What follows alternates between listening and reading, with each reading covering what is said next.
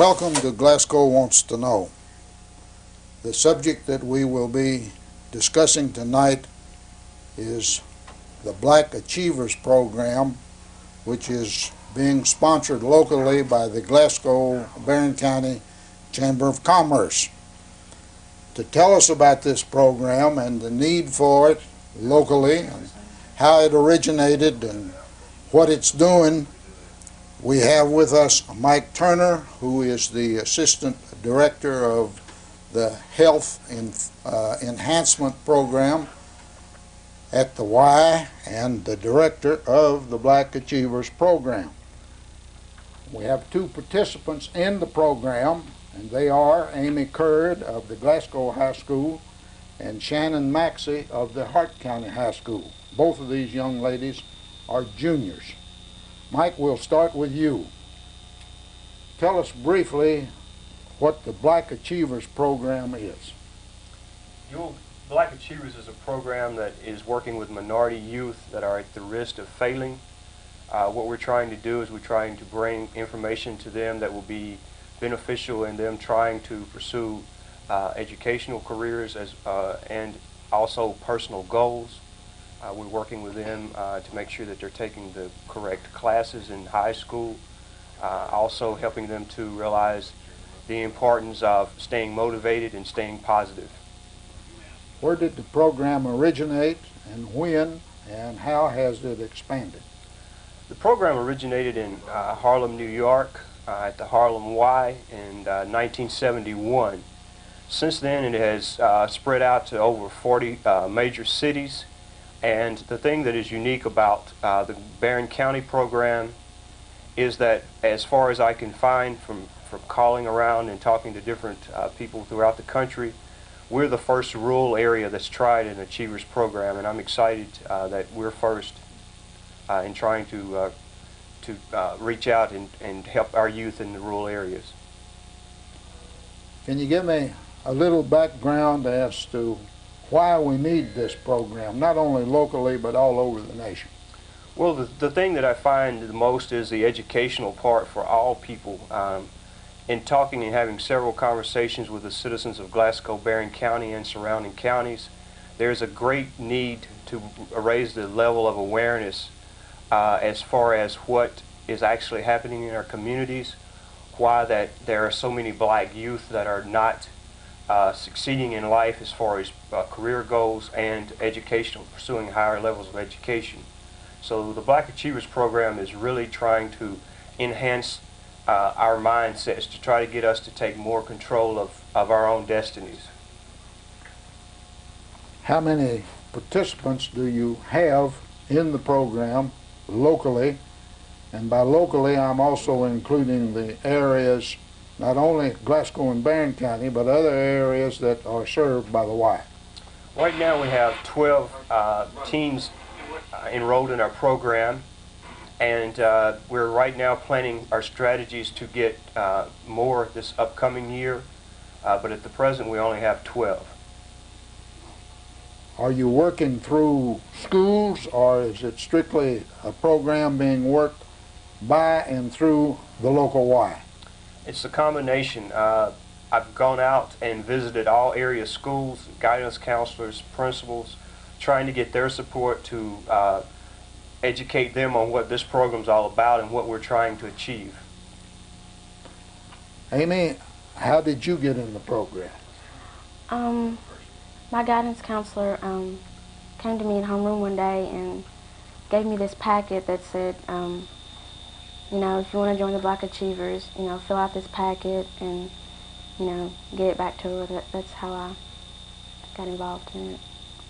Are there others in the Glasgow school that are involved with you?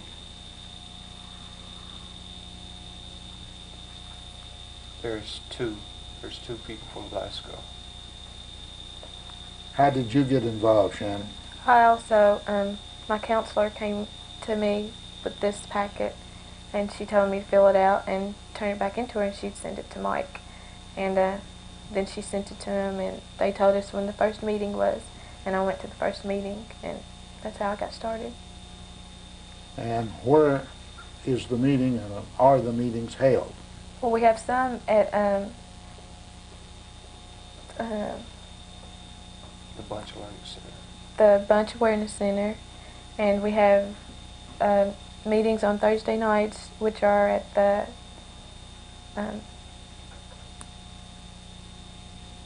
Farmers Rural Electric. Farmers Rural Electric. Are there others in your school that are participating in the program? No, I'm the only one from Hart County. You're the only one from Hart County. Have you been talking it up and trying to get some others to? Yeah, I've been trying, but I don't know. Some of them, they just don't have time. They have other sports and other things they have to do, so they can't fit it in right now. But most of them are talking about joining. How many males do you have in the program, Mike? There's about 4, I think. Just right off the top of my head, I think there's 4 or 5. The program has the potential to really blossom in the coming year. With any new project that you bring into the community that's targeted toward a particular group, such as the Black Acheivers has done, it raises some people's level of awareness. It makes people start questioning what is this program? Why is it called Black Acheivers? And people want to shy away from it, even people that it's really targeted to help. And that's one of the things I've got to work on in making people more comfortable with being associated with a program that singles out a particular race. That brings me to a question I was wondering about, Amy. What's the reaction of your fellow age group, black age group, to this program, insofar as you've been able to tell so far? Well, a lot of the kids at my school, they don't really want to get involved in the program. They always make excuses, well, I've got to do this and that, and they don't want to really, get involved in the program. Why, if you know? I really don't know. I don't. Uhel, could I shed some light on that, please? Yes. One of the things that I think is happening is, for so long our mindsets have become complacent, and we haven't looked at what we can do for ourselves as far as self-empowerment and looking at our self-worth and building up our own self-esteem. So I think as this program gradually builds and people start to see that they can be in control of their own destiny, that you can put one foot in front of the other and start to make some positive inroads into areas that have been basically you've been shut off from. I think this program is opening some people's eyes. I mean, I hear comments all the time, Mike, you're doing a great job. Mike, man, I wish I could do things that you do. And I point out to those folks, you can do anything you want to do if you believe in yourself and you really try to make some serious steps, some positive steps for yourself. At your meetings, Shannon, what is, just tell me about a meeting.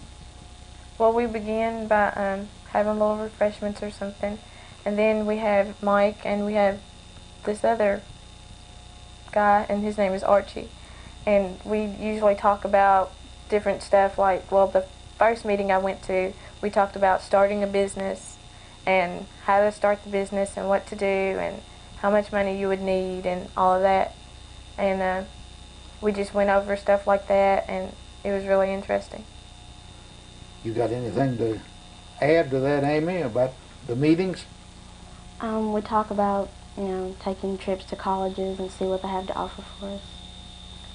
Have you had any representatives of colleges to come to any of your meetings yet? Yes, we have. We had,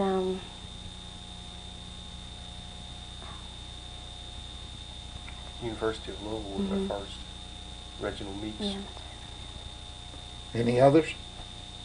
No. We haven't had any other representatives, but the major colleges in the state are very much aware of our program. Those colleges have endorsed our programs by offering us full 4-year scholarships to be given to those people that are enrolled in our program that meet the grade point averages in the SAT and ACT test scores. That's the thing I think that once people see this year that we'll be able to provide some scholarships to some kids. I hope will be a real selling point for the program in the coming years. If you look at our program, where we are right now, and let's say based on Louisville has the premier program in the country. This past year, they had over 1,200 participants enrolled in that program. That was a makeup of 3 counties, and they provided about $700,000 in scholarships to areas teens entering college. So I think once our parents in this area see that this is a serious program that has the opportunity to provide the financial support that they're maybe struggling with or don't really want to consider shelling out that money every day. If they get involved with Black Acheivers, it's going to be an opportunity for them to learn about their heritage, about what's out there, what it takes as an African American to survive in Glasgow Barron County. It's different for us here than it is in Louisville somewhat, or Lexington, or some of your major cities. And why is that? One of the reasons I feel is, number one, you can look around, you can visit our stores, our businesses, the corporate settings here in Glasgow Barron County, and there's very few African Americans that are in what I would call skilled or managerial positions. So that really throws a negative view for our teens. I think they see that they can't achieve and they can't be recognized as a quality employee. You know, one of the things I'd like to see the industries here in Glasgow and Barron County and surrounding counties do is to step out and support Black Acheivers. If you look at the other Black Acheivers programs that are making it big, corporate America is really supporting them by also providing adult role models to participate in the program with the other adult participants in the program. They're also being acknowledged through banquets, and we've got a banquet coming up this April the 30th. We're going to hold it over at First Baptist Church over on Roseville Road. You know, we're going to try to ask as many people as we can to come out and support us by buying tickets, by coming and seeing what we've got. We're not hiding anything. We're trying to really make a difference in the community. We want to break down some of those stereotypical mindsets that say that, you know, we've been more of a group of people that were not in control of our own destinies, that we were slow, ignorant, lazy, don't want to work. All of those things may have held true for some people, but there are quality African Americans in Glasgow Barron County and surrounding counties that do want to add to the quality of life that we have going here. Have you had any role models come in and talk to your class here? Yes, we have that. What we call that on our Saturdays, 2 Saturdays per month, we have what's called our career clusters. And with our career clusters, we have, this year we started out with communications, because we feel that communications is a very vital part of any career that you go out into. If you can't communicate properly, then you're going to have some problems in being an effective employee or leader or whatever it is that you pursue. What we've done there is we've come up with ideas on how to show what group communications are all about, individual communications, how listening plays a key role, and I think most of the kids that have participated in those type exercises have grown to realize that all the time the person that's making the loudest amount of noise, that's trying to run the show, doesn't necessarily mean that they're the most qualified individual, and you have to really sit back and take notes and make your own calls on what direction it is that you'd like to pursue. With other career clusters, and I'll shut off and let someone else talk, we have our medical and health cluster. We had Dr. Faye Jones, which is a female person that has grown up in Metcalfe County and has gone on to become a pediatrician. She works for the University of Louisville, not the University of Louisville, the University Hospital. She came in a couple of weeks ago. We toured T.J. Sampson and exposed those teens that we have enrolled in our program into the different opportunities that are there through the hospital. How long have you been in the program, Amy? I think it started back in October, November. So you've been in it from the beginning. Mm-hmm. Shannon? I've been in it from the beginning also. And you're still the only one from Hart County. Yes, sir.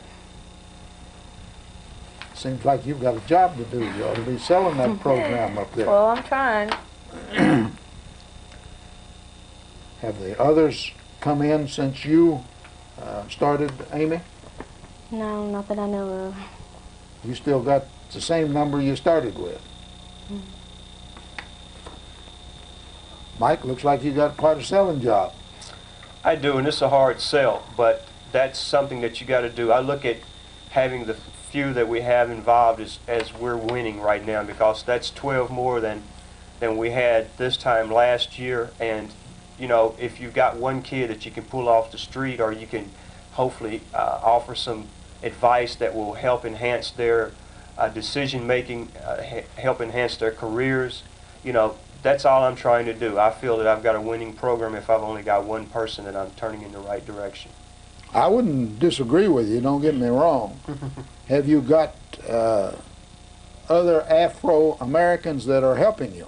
Yes, I'm there's talking about local now. Yes, I do. There's about 9 of us that have really stuck into this with this program and have pushed it. I've had others that have told me that they would help me. I've even had some people to tell me, well, you get it started and I'll help you once you get it up and running. And I've always responded to those individuals with, well, hey, I need the help now. There's so much that this program could bring to the community that it's unreal. I mean, it has such a great potential, and that's why I've spent the last 2 years trying to get this program developed and to get the key people that I need to make it a success involved with the program. Other than the Y organization as such, do you have any whites that are helping you? Yes, there are. That's the thing that's so encouraging, and when I hear negative comments from someone from my own race responding that, you know, well, it's a white man's world, or white man's not going to let you do this or that. You know, I have to question those people's minds, because what they're saying is untrue. There's people out here that if you will get out and you will try to help, there's white people out here that will help you. And, you know, I've been flooded with people calling and writing and offering their support. And, you know, I've been really just blown over by the support that's there from your race. Well, what can people generally do that will help the most? Well, there's a wide array of things that could be done. The number one thing that I'm needing right now is to get more financial support. The operating budget we had this past year, all of the money was raised by us through various activities such as our gospel singing. We had a year-end yard sale. Just different things like that. That's where the bulk of our money has come from. And as I was speaking earlier, with the program in Louisville, all of the major industries there are supporting the Black Achievers program by with financial support, as well as providing employees from within their organization to come and be a part of the career clusters on Saturday. They're letting those folks come in. If someone is an engineer, they're coming in and they're working with the kids that are interested in engineering, and they will spend pretty much a calendar year just bringing that kind of information there. It doesn't matter what what background you're from the folks that I've spoken with that may have had an interest in becoming a doctor, but for whatever reason went into teaching or whatever. Those individuals found it an opportunity for them to come out and do some research on what it takes to become a doctor, and it's inspired them to learn. I mean, it's just a win-win situation for everyone that gets involved. Have you had any support from the local industries? Very little. One of the things that happens is when you start to approach, we've sent letters out trying to get response. There's been very little to none. When you start talking about anything that's tied into race relations in this area, you see people start to back up and get behind the desk, shut the doors, try to evade the topics all the way around. My comment to most people is you're going to have to deal with African Americans one way or another, and why not make it a very positive encounter?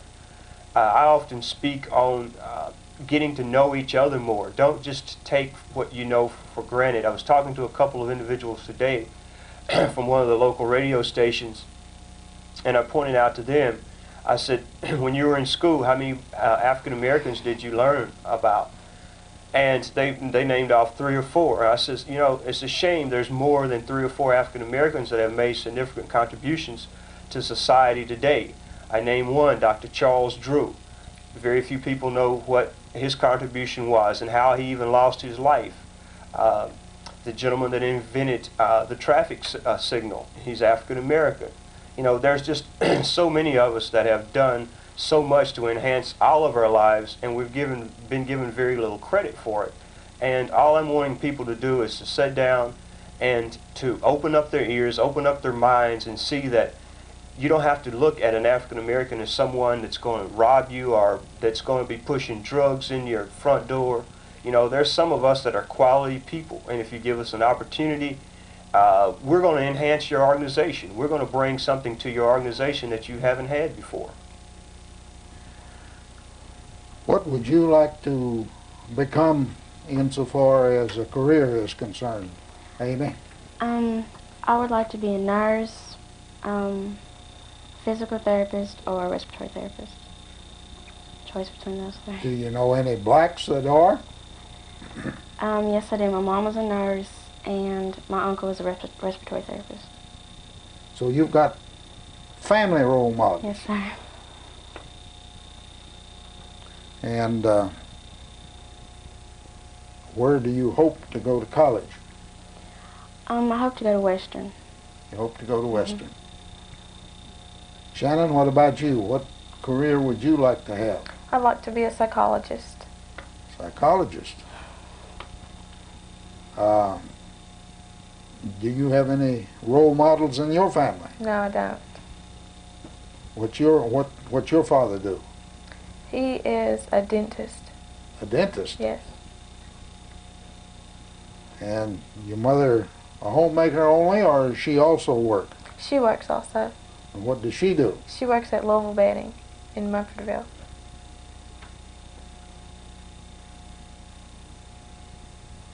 In a sense, both of you are representative of what I would probably call middle-class Afro-American families. So you've got some role models, even though you may not think so, Shannon, that your father is a dentist. He has accomplished a lot. Yes. And you've got a role model there.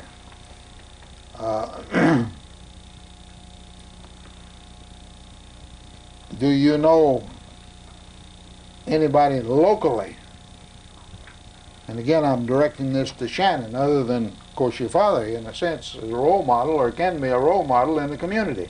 You got any others? Well, I have an uncle as a state trooper. My other uncle, he's a bodyguard for Brereton Jones, the governor. My other uncle's a lawyer. Where? He's a lawyer in Louisville. Did he grow up in Hart County? Yes, he did. What's his name? His name is Stevie Thornton. I've heard of him. And that gets me around to a question I was going to get back to later with Mike. You talk about needing role models here, and you do, Mike. I agree with you. But there have been people who come out of this county, and there's an example out of Hart, and they don't stay. The reasons for that is that the opportunities are not here. You can look at studies that have been done in local industries here, and the majority of the African American people that are employed have more than a high school education. but when you look at where they are on the job scale, we're still at entry level or unskilled positions. So, you know, why go to college and get the education and come and settle into Glasgow, Kentucky or surrounding counties and not have the opportunity to use your skills? Those individuals had to have gone on to other places in order to get an opportunity to put their education and their skills to work. I take it that you question then that if you had a black doctor that came to Glasgow, that he'd be able to make it? Well, it's very touchy. I've been involved in several things I could share with you here that have happened to me. I can walk into restaurants in this area, and if I've got on a suit and tie the way I do today, or I can walk in some of the local stores and be asked by someone from your race to help them find something or to be seated at a restaurant. This area is just not used to having a professional African American figure in front of them, and we're just not really ready to open up and let us have that equal opportunity that so many of us have displayed on our walls, saying that you are an equal opportunity employer. You got any suggestions as to how to break that? Yes, I do. One of the suggestions is to raise the awareness of the real issues and concerns that's out there. I realize that there are problems that are coming from both ends, and some of those are real serious problems. Some of them are problems that really have very little truth to them. So, you know, we've got to get away from the old type mindsets to where it's, you know, well, you stay on your side of the world and I stay on my side of the world and everything will be happy. I think we need to come together with more open forum type meetings. We need to educate our local officials. We need to educate our teachers. In speaking with our guidance counselors and principals, I have a better appreciation for the jobs that they're doing, because I think in this area some of them are really trying to put forth a serious effort to include the African American students, to make them feel like that they're there to help them in any way that they can. And this is the type things that I see that really need to continue to build and to grow and to open. I'd like to be able to come into a room like we are tonight and sit down, and if you had a question that you had held back and really wanted to know for your entire life, you know, concerning us, that you could ask me and not have the fear that I was going to jump up and grab a chair or you know, start throwing my fist at your head or something like that. I mean, we've got to be calm, and we've got to educate ourselves. Back to you, Amy. Based on your contact with both boys and girls of your race, what do most of them in Glasgow High School expect insofar as what's going to happen to them once they get out of high school? Well, from what I've seen at my high school, a lot of them really, you know, don't want to go to college. You know, they really don't care what, you know, is going to happen to them. They just don't care. Why? Why are you different in that regard than they are? Well, I guess because I want to make something of myself, and you know, I don't know. Have you ever discussed it with them as to why they weren't wanting to go to college or some trade school after they got out of high school? No, I haven't discussed it with any of them. Insofar as you hear by listening to, I know all teenagers are bound to listen to a lot of yakking that goes on. That hasn't changed since I was young, and that's a long time ago. But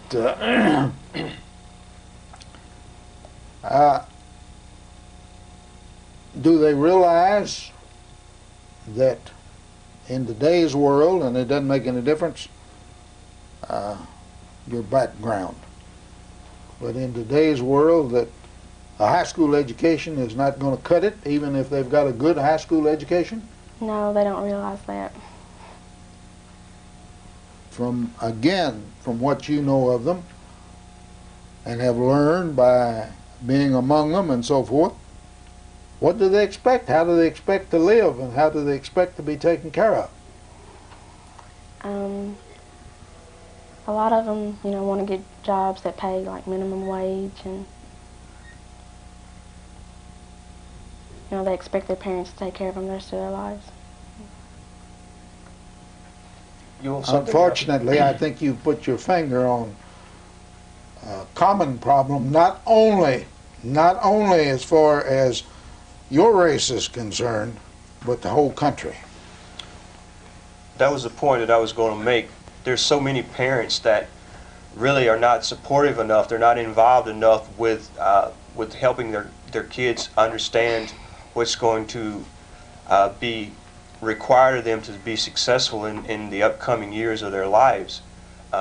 We as parents have got to also educate ourselves, because as I've often told different folks, when I was in the earlier years of schooling, the books that I started to study out of were books that were discarded out of the white school systems. They were at least 4 to 5 years old.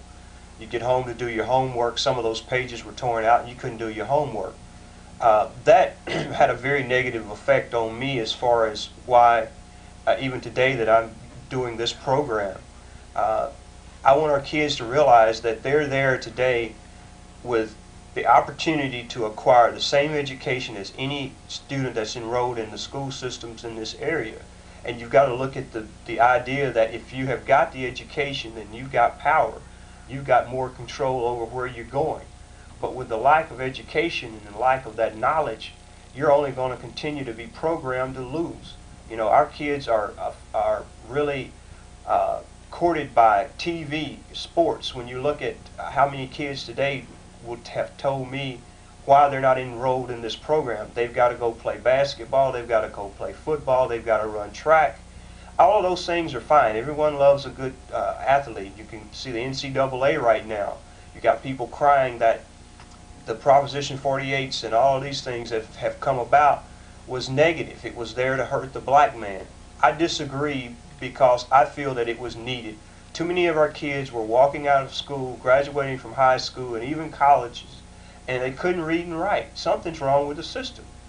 We have got to realize that, there's more to life than money. Money won't buy you happiness. Yeah, it can buy you a lot of things.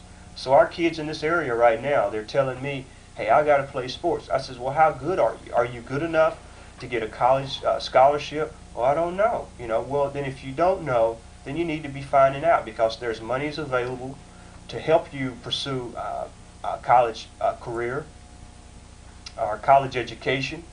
And if you're going to be left out on the sideline after your high school sports career, you might well give up sports and do something different, because when you look at the amount of African Americans that make it to the 3 professional levels of sports, there's less than 2% of us that make it. So there's a whole lot of people that are putting a whole lot of emphasis on sports, but when reality hits them right in the face, they're back in the gutter. They're out there walking on the street with no education, with no opportunity to better themselves. So, they give up. They get caught up in the hype of getting involved with illegal things such as drug dealing and even being involved in taking drugs. And all of this does is puts you deeper and deeper in the hole. And we've got to somehow stop all people, but especially the African American people, from looking at life as the only means for them to make a change or to better themselves. Do you find, Amy, that there is a feeling among a lot of young people, not only in your race but others in your school, that regardless of whether they make good grades or regardless of whether they continue their education, somebody's going to take care of them? Mm-hmm. Yes. Is that the general feeling, or is that just confined to, I hope, a small percentage? I think it's confined to a small percentage. I hope you're right. Shannon, what do you perceive about the people your age in your school, not only your race, but the whites in your school too, as to what they expect in the future? Well, most of them just say they're going to get a job paying minimum wage or something, and then they're just going to go on and live like that, and they don't realize that they're going to need to have a college degree and that to have a life. They don't really care. They just want to live day by day, however they can. Do you have any idea how you can change that philosophy? No, they just don't realize that they need to do better than that right now. They just don't want to realize that. Am I together from that answer that even though you have people that are going to get in there and try to change them, that's not going to do a lot of good, that they've already got a mindset? That's right. They've already got their mind made up. They know what they want to do, and nobody's going to be able to change their mind. Amy is shaking her head over here also. That disturbs me, and I'm sure it disturbs Mike. Well, as I said earlier, the thing that's so put behind, I guess, the closed doors today is, to me, education starts at home. And when you have so many other parents today that have a real negative opinion of how they're treated in the communities, how they're treated in business, it really flows over to their kids, and their kids are hearing all this negative imagery that's constantly being put in front of them. They don't have any other thing to do but to abide by that. They see that, well, mom and dad thinks this way, and who are you going to trust? Mom and dad is pretty much who's going to be your friend for life. And we have got to also educate the African American adults today to tell them that education is an ongoing process, whether you want it to be or not. And you can always learn something. You don't have to be enrolled in an institution such as Western Kentucky University or University of Kentucky. You can pick a book up off the magazine stand and take it home and read it and educate yourself and be able to provide your children and yourselves with valuable knowledge that can help enhance their lives.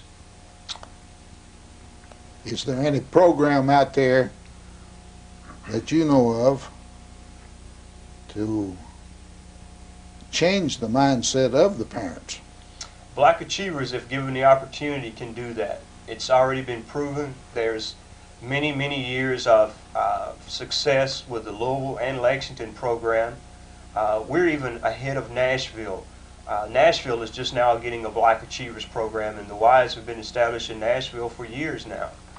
But the Black Acheivers program is not the only program out there that's working, but it is a program that I'm proud to be associated with and does have the potential to bring about a real positive change for this area. This area has had, I think, quite a few blacks that have certainly achieved success well above the minimum wage level, that have come out of this school and they're working here in various factories and so forth. I would think that they ought to have some influence on the younger generation just by the fact that they have succeeded. Now, I realize that there are some that haven't, but again, you've got a lot that I know of that graduated from high school here and have good jobs in factories and so forth in this area. That's true. That's true, but the thing... Let me get back to you now, right, man, and I'm going to get back to you on that. But again, Amy, and I'm talking primarily of Glasgow, and I'm sure that you know some of these people, that some of them played basketball and were good basketball players here, but they weren't good enough to become professional athletes, but they got good jobs in factories and they've raised good families. Do the people your age and so forth, are they conscious of these people and what they're doing? Not really. I don't.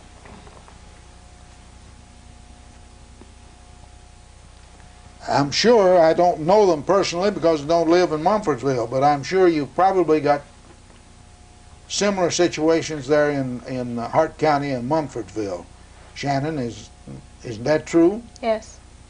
Well, does the black youth there consider them or look up to them in any way? No, they don't really think about them while they're in school and say, well, they went here and they done what I done and they made it. They don't really say stuff like that. They want to do what they want to do and graduate from high school, get a job, and that'll be it. Now, Mike, I wanted to get their reaction to some that I know that have done well.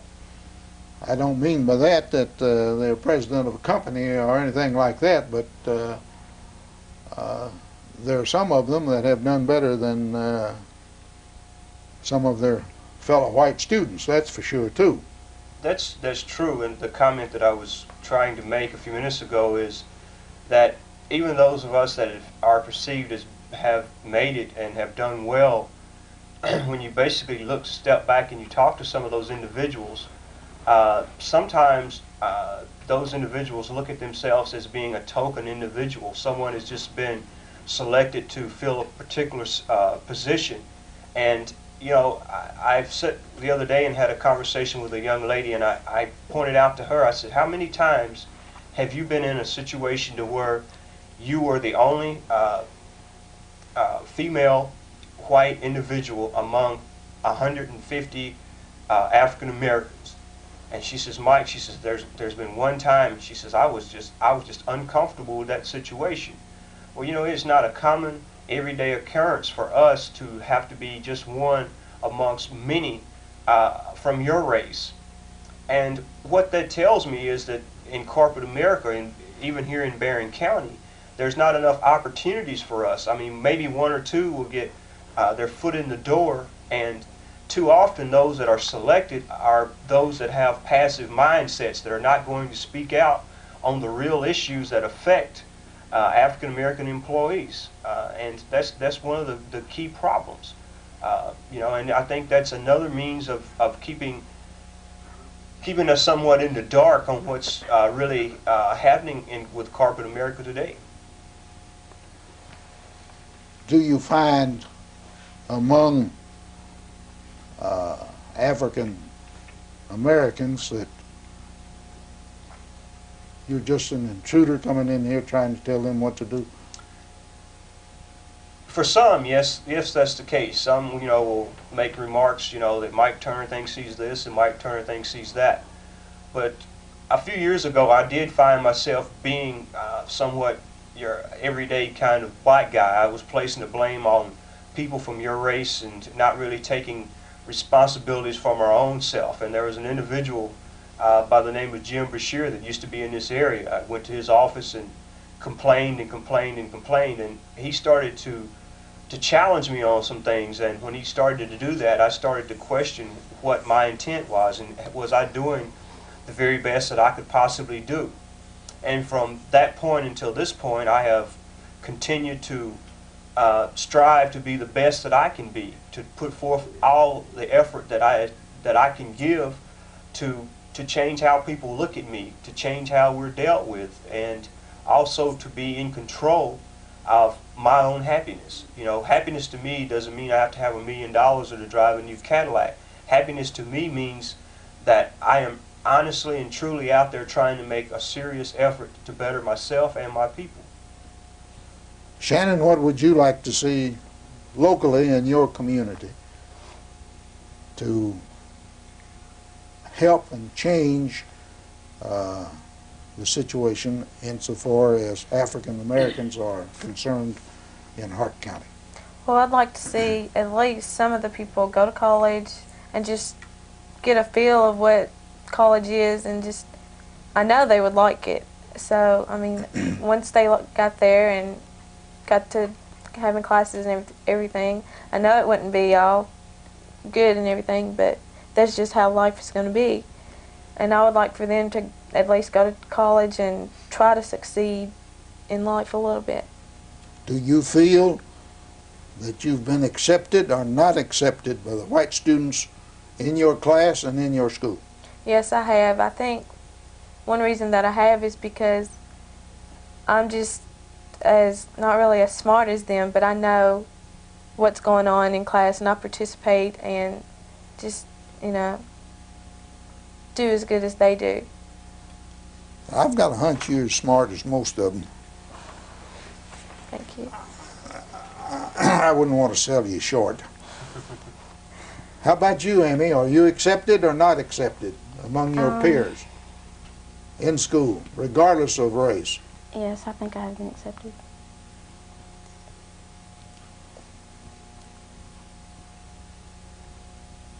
Now let's turn it around a little bit. Do you have some whites there that haven't been accepted either by your race and the whites? No. Okay. That speaks well. Things are improving, I think, out there.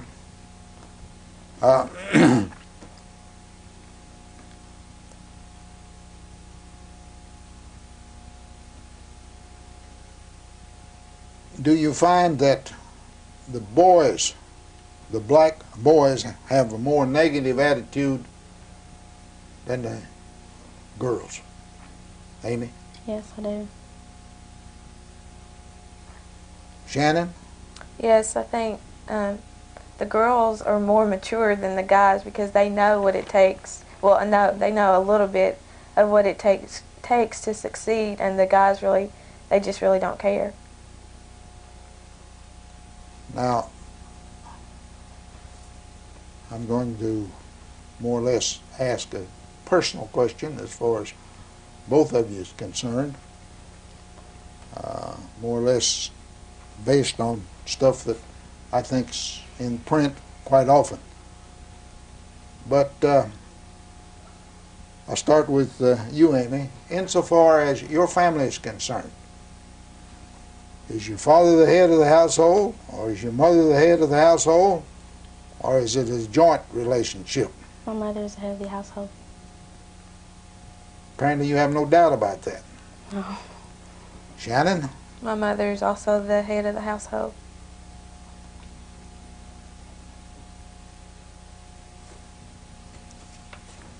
You got any comment to make, Mike, about that?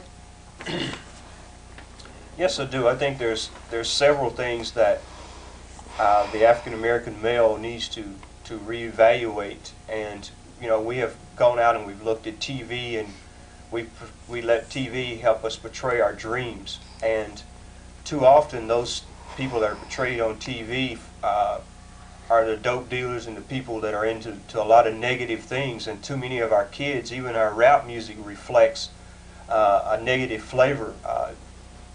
To me, you know, when you're talking about beating up on the women or shooting your best friend or just somebody that you walking down the street and he looks at you wrong, if it's cool to pull out a 9mm and blow this guy away just because he looked at you wrong, you know, then there's a problem. We have got to look at life differently. When you look at how many of us are incarcerated, it's overwhelming. When you look at statistics and you see that males between the ages of 18 and 40 are more likely to be killed by the hands of another African American male, there's a problem. There is a serious problem. You can't lay that on the white man. You can't lay that on your next door neighbor. That's a personal call there. And you know, to me, we have got to start thinking different. We've got to see that, you know, we're only hurting ourselves. I don't think anybody will disagree with you about that.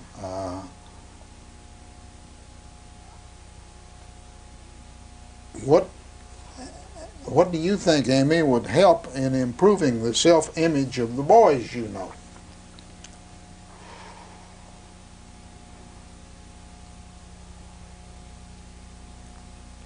Let me back out and ask you another question. And again, I understand that because both of you are more or less from, well, not less, more from a secure family. But insofar as most of the boys that you know and so forth, do they have any particular relationship with their father? No, most of the guys that I know at my school do not. Shannon, is that true in Hart County also? Yes, it is. Do either of you have any idea why that is?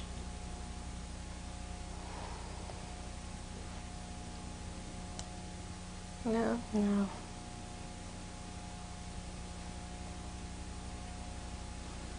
Do you have any problem having a Amy, having a relationship with your father? No. You find him supportive?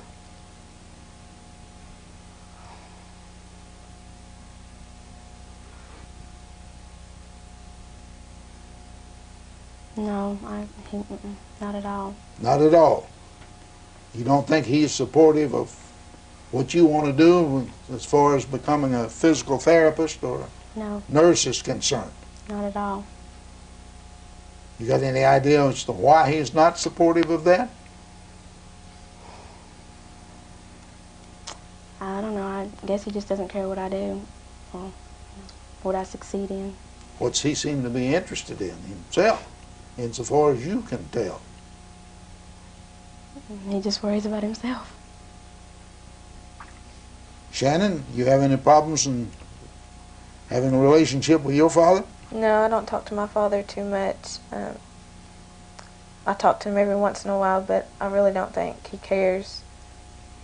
He sees that me and my mom are making it fine, and that I guess he thinks that we don't need him, which we really don't, but, you know, he really doesn't care that he's not there. So I take it as far as both of you is concerned, if you had a personal problem, the one you'd go to is definitely your mother, Yes. and would probably rather not have your father involved. No. Uhel, this something though that is real common today, and is something that we've got to get away from somewhat in looking at the single parent situations. You know, right now it's very fashionable for a mother, and I hope I don't offend any of the ladies that may be listening, for them to go out and to have a child without being married, or to have, you know, the father there on a consistent basis. That's something that we've got to get away from somewhat, because we're leaving, like our kids, or the adults. I think that's one of the things that is hurting us, because they see the mom as the breadwinner for the family, the leader, and all successful black families, I would not be afraid to say, has a real strong mother there that's been there whether the father was in the home or not. But I think that once the